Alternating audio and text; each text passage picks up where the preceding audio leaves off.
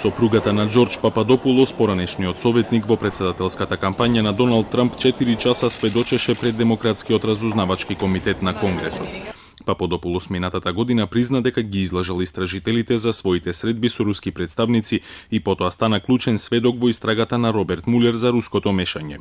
Симона Мангеанте Пападопулос тврди дека нејзиниот сопруг е невин и сите активности ги преземал со цел да договори средба меѓу Трамп и Путин. I answered specifically the question that they made to me has been misunderstood because there is the perception of him acting in a way to cause collusion. It actually has nothing to do with Russia.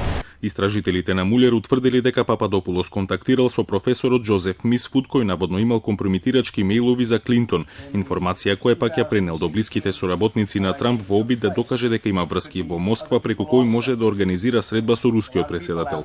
Средбата никогаш не се случи во текот на кампањата. I think I made it clear that George had nothing to view, or I didn't do anything wrong. I didn't try to collude with Mifsud to obtain emails. It was simply the target for this person who talked about those emails to George, but he never tried to be in touch with him at the purpose of obtaining or divulgating those emails. Џорџ Пападопулос стана крунски сведок во истрагата на Мулер откако се согласи да соработува за да добие поблага казна во процесот кој се води против него и чија пресуда се очекува да биде донесена во септември. Администрацијата на Трамп и републиканското мнозинство во Конгресот жестоко негираат дека Русија на некој начин влијаела на изборите.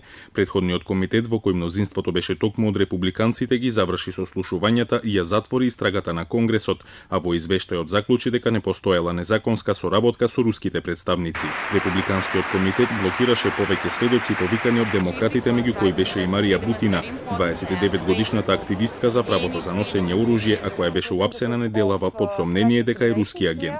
Апсењето на Бутина и сведочењето на Пападопулос доаѓаат само неколку денови по самитот со Путин, по кој Трамп изрази увереност дека Русија не се мешала во американските избори, изјава за која беше жестоко критикуван во американската јавност.